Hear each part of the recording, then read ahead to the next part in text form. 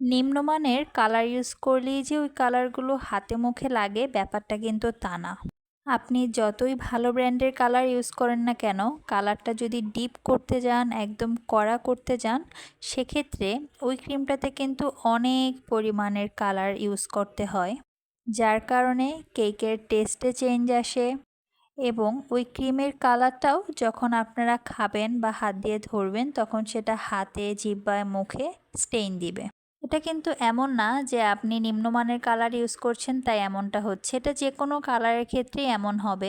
এর মধ্যে আবার একটা তেরা প্রকৃতির কালার হচ্ছে এই নীল কালারটা। এইটা বেশি গাঢ় করার প্রয়োজন নেই, আপনি নর্মালের থেকে একটু বেশি যদি নীল কালার দেন সেক্ষেত্রেই এটা আপনার হাতে মুখে লেগে যাবে।